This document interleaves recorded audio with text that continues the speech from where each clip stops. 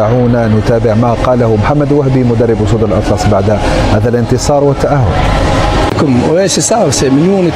فعلا نحن كنا جاهزين وكنا قد قلنا ليس في المؤتمر الصحفي فقط بل حتى مع اللاعبين كنا نعرف أن هذا الفريق ليس لديه ما يخسره وأنه سوف يحاول أن يقدم كل شيء، كرات طويلة، لعب مباشر، وبالتأكيد ترك 3 لاعبين في الارتدادات الهجومية. هنا واجهنا صعوبات رغم كل شيء. كان هناك تسديدتين فقط مؤطرتين أتى منها هدفين وتسديدة أخيرة في آخر لحظة ورأينا تصدي بونو، تلك كانت ثالث تسديدة مؤطرة. ليس هناك فرص كثيرة لهم. نحن كنا مسيطرين تماما ولا أظن ولا أتذكر حتى منتخبا مغربيا كان يسيطر هكذا في كأس العالم. نحن في كأس العالم لا تنسوا ذلك. كان هناك تسديدات كثيرة، فرص عديدة ومتنوعة، واستحواذ للكرة كبير جدا. لذلك علينا أن نحسن أكثر بالنسبة للفعالية والنجاح. سجلنا 3 أهداف وقبلنا 2 وأردنا أن نكون في المركز الأول. نحن في المركز الثاني على كل حال، سنقبل بذلك دائما بثقة عالية ونحاضر المباراة القادمة. في الشوط الثاني سجلتم هدفين، أهداف الفوز. ما كانت رسالتك للاعبين بين الشوطين؟ استرجاع الكرة بشكل أسرع واللعب عاليا لكي تفرض الضغط على هايتي؟ تكرار نفس الشيء. نحن حصلنا على فرص كثيرة في الشوط الأول، كان يجب علينا فعل نفس الشيء وأن نأمل بأن تذهب الكرة إلى الشباك، ولكن خاصة بالنسبة للارتدادات والكرات الثانية كان يجب أن نكون حاضرين وأكثر شراسة في الارتداد وكذلك في الكرات الثانية. هذا تحسن في الشوط الثاني، وكذلك طلبنا للاعبين تكتيكيا أن يغيروا بعض التفاصيل، ولكن ما فعلناه في الشوط الأول كان جيدا. أنا أكرر ذلك، حصلنا على فرص كثيرة حتى في الشوط الأول. لم نكن نحتاج لتغييرات كثيرة، أردنا فقط أن نمنع الخصم أن يكون خطيرا. 3 تغييرات، أناحي رحيمي وجاسم في الشوط الثاني، وساهموا جميعا في الهدف الرابع. أنت راض إذن بهذه التغييرات، خاصة رحيمي يسجل الثالث وجاسم الرابع. هذا جيد جدا وهذا إيجابي لكل المجموعة وللاعبين خاصة.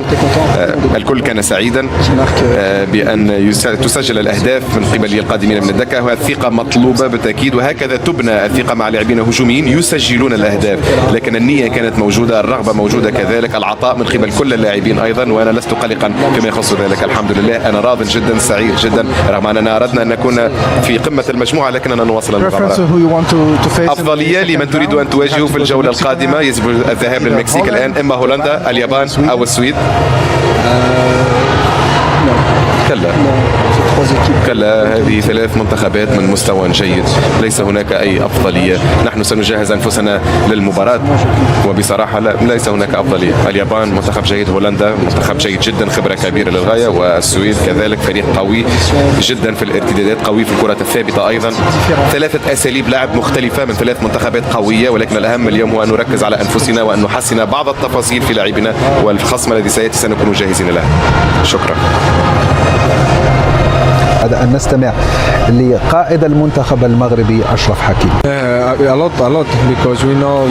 في الحقيقة نحن لم نكن في هذه الوضعية سابقا، وأنا سعيد جدا بروح الفريق بالمجهودات التي بذلت كذلك كي نعود في المباراة. أنا فخور جدا باللاعبين وبالمجموعة وما قدمناه. عدت بهدف وقمت بتمريرة حاسمة كذلك. ما مدى رضاك بمستواك؟ أنا أحاول فقط أن أساعد الفريق وأن نقدم مستوى جيد كي أفيد المجموعة. المجموعة ساعدتني، لذا أنا هنا من أجل بلدي وزملائي. المدرب قرر القيام ب4 تغييرات اليوم. هل تعتقد بأن هذا أثر على ربما مستواكم الدفاعي، خاصة عندما كان هايتي يضغط ويحاول أن يهاجم؟ كلا، أظن بأن كل لاعب متوفر للعب. زملائي جميعا جيدون جدا، كل من يشارك يكون جاهزا لتقديم الإضافة، وما يطلبه المدرب يطبق تماما على أرضية الميدان.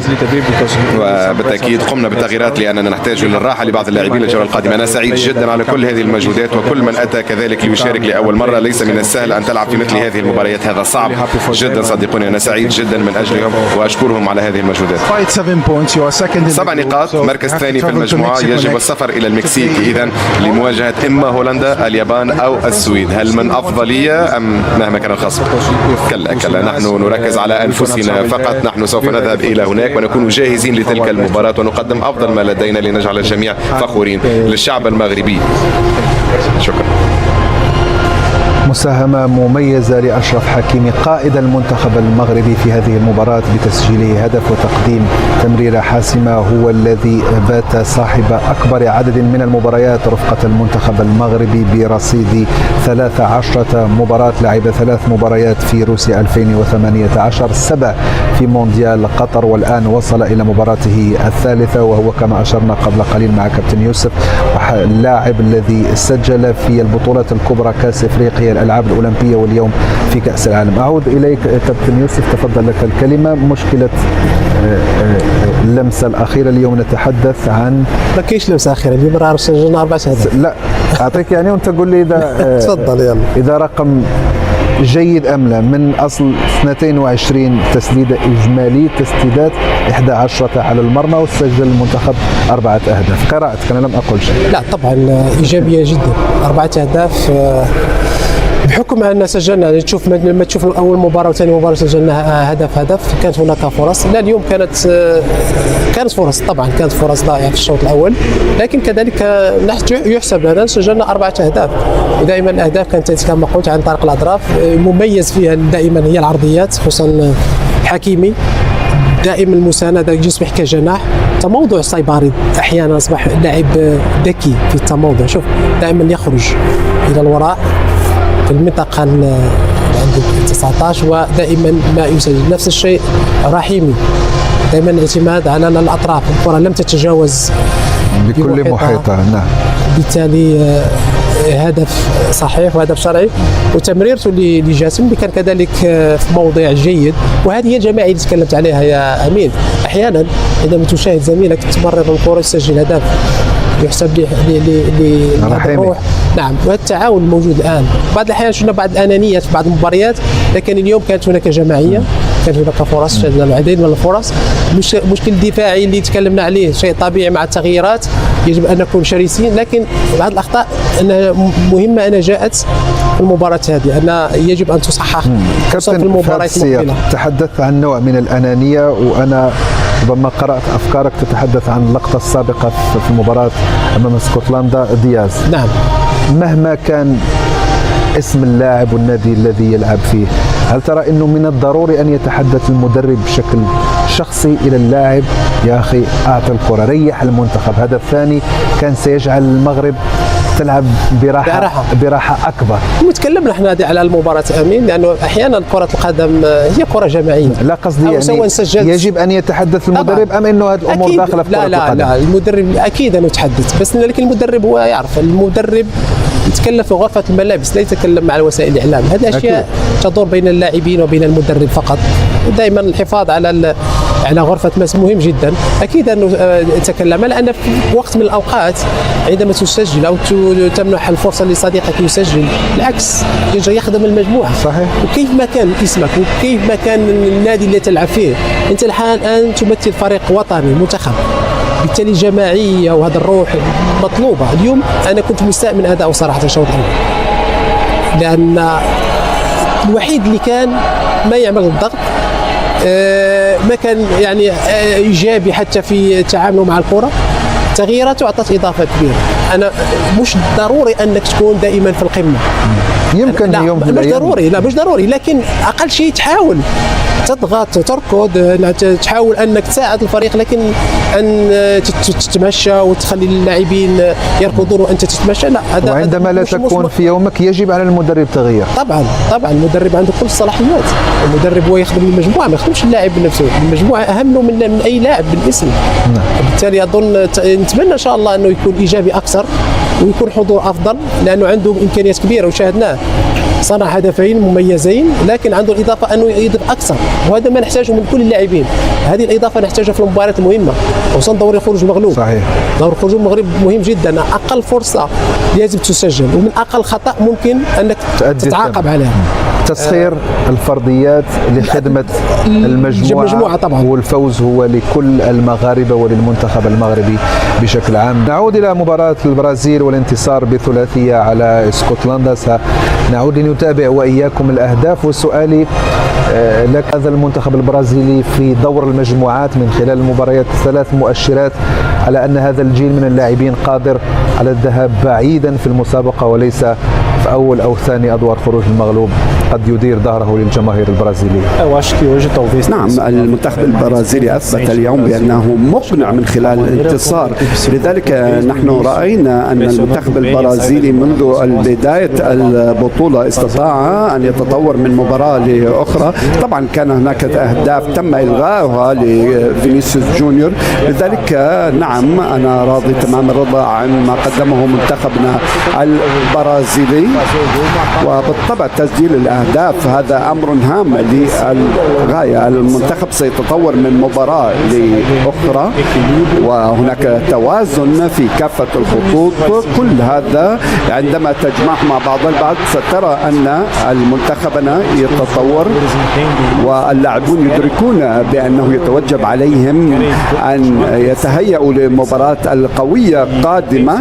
وأنا متأكد بأن تفكير كافة اللاعبين في المنتخب البرازيلي يعلمون بأنهم بإمكانهم الوصول إلى نهائي المونديال ويسعدون الجماهير البرازيلية.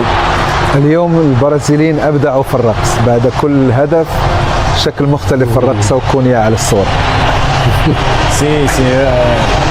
نحن نحب أن نحتفل على كل على طريقته، وبالطبع أنا أريد أن أقول بأن الهدف الثالث كان هدف جماعي تشارك فيه العديد من اللاعبين، حيث مرت الكرة من العديد من اللاعبين ووصلت إلى كونيا، ولكن الكرة كانت جميلة للغاية، هي مثل كرة القدم في الثمانينيات للمنتخبات البرازيلية. بإمكاننا نرى أن المنتخب يتطور من مباراة إلى أخرى ويلعب بشكل قوي خاصة من الناحية الهجومية. هذا هو الهدف الذي كان فرناندينيو يتحدث عنه. بعجالة، إذا كانت هناك أشياء وجب تصحيحها قبل الذهاب إلى الأدوار الإقصائية، ما هي برأيك في تشكيل البرازيلي؟ أعتقد بأنه يتوجب علينا أن نرى أن كازيميرو من اللاعبين الهامين للغاية في هذه البطولة ويساعد في العملية الهجومية. يجب عليه أن يظهر أكثر في بناء الهجمة للاعبين لأنه هام للغاية. كازيميرو من اللاعبين الذي يثق بهم المدرب كثيرا ويملك خبرة كبيرة وهي ثالث مونديال بالنسبة له، لذلك يتوجب عليه تحمل أكثر المسؤولية وخلال بناء الهجمة. لذلك هو لاعب يملك خبرة كبيرة وإمكانيات عالية وبإمكانه مساعدة المنتخب البرازيلي بشكل كبير. نعم، هو لاعب يملك مهارات دفاعية ولكن أيضا بإمكانه أن يتقدم قليلا ومساعدة اللاعبين في بناء الهجمة. منذ بداية الهجمة البرازيل سيكون مختلفا وأقوى من المنتخبات الأخرى. طيب، نعود مشاهدينا إلى منتخب المغرب الذي فاز على هايتي بعد مباراة شيقة مثيرة فيها عدد من الأمور المفاجئة. رومان، هناك من رأى من خلال المباريات الثلاث أنه المنتخب المغربي يتوفر على تشكيلة قارة معروفة من اللاعبين يؤدون بشكل جيد. صحيح هناك مشكلة اللمسة الأخيرة وتجسيم ما يحصل من فرص إلى أهداف، لكن هناك من يتحدث عن جودة البدلاء مقارنة مع الأساسيين. هل فعلا يعاني المنتخب المغربي من مستوى البدلاء لا يقارب إلى حد ما مستوى الأساسيين؟ وهل هذه يمكن أن تشكل مشكلة عندما يحتاج وهبي عندما يلف براسه على دكة البدلاء ولا يجد نفس الكواليتي من اللعيبة؟ لا أظن بأن الأمر يتعلق باختلاف مستوى. الأمر هو متعلق بالعقلية في الحقيقة، في المستوى الذهني. بالنسبة للاعبين يبدأون على دكة الاحتياط ربما يكون من الأسهل أن تدخل خلال المباراة عندما تسير الأمور بشكل جيد أكثر من أن تبدأ المباراة وتسير الأمور بشكل جيد كالعادة. هناك بعض اللاعبين الذين بدأوا المباراة اليوم ولم يكونوا قد دخلوا حتى في آخر مباراتين، وأول مباراتين نفس اللاعبين هم الذين غادروا ودخل مكانهم لاعبون نفسهم تماما، نفس التغييرات في أول مباراتين. بالنسبة للأربعة لاعبين الذين عوضوا اليوم 3 منهم لم يلعبوا حتى الآن، كانت أول مباراة لهم، وهذه كأس عالم كذلك لا تنسوا. هذه ليست مباراة دوري مع النادي، هناك ضغط مختلف، ضغط إضافي في هذه المنافسة. نحن نلعب من أجل بلدنا هنا أمام العالم بأكمله، لذلك هذا يختلف ويدخل في الحسبان بالنسبة للاعبين. لذا ليست مشكلة مستوى أو فارق مستوى بين الأساسيين والاحتياطيين، هناك مهارة كبيرة جدا على دكة الاحتياط اليوم، والمجموعة الموجودة اليوم بالنسبة للمهارة والفنيات هناك أكثر منا نحن عام 2022 لو قارنا، لكن بالنسبة لي هي فقط مستوى ذهني، رغبة، تركيز. هناك فترات كذلك اللعب بالكرة لا يكفي، كذلك يجب أن تعرف كيف تدافع جيدا، يجب أن تعرف كيف تكون شرسا لاسترجاع الكرات لكي تلعب الهجوم بعدها. لكن أظن أن ما حدث اليوم جيد، هذا شيء جيد في الحقيقة. هذا يبرز كذلك أنه عندما تتأخر مرتين في النتيجة تستطيع أن تبرز شخصيتك وتعود في المباراة وتفوز في النهاية. هذه أشياء قد تحدث في المستقبل أن تتأخر في النتيجة، ومن الجيد أن يحدث هذا الآن، وأن ندرك بأننا نملك شخصية جيدة ومستوى ذهني للعودة حتى عند التأخر وقلب الموازين مهما كانت، حتى إذا لم تكن في مستواك الممتاز كالعادة. يجب الاعتماد على هذه الإيجابيات بصراحة لكي نجهز لما تبقى من المنافسة، لأن الأمر سيصبح أصعب وأصعب من مباراة إلى أخرى الآن. وأن نقول لأنفسنا كذلك أنه عندما لا يكون هناك كل العوامل دفاعيا وهجوميا وجماعيا، عندها يكون هناك صعوبات. لذا هذه هي كأس العالم، هذا هو المستوى العالي، ويجب أن نكون جاهزين بنسبة 100% ذهنيا، جسديا، فنيا كذلك. هذا هو المطلوب، والتفاصيل الصغيرة تصنع الفارق دائما وأكثر عندما نتقدم في البطولة.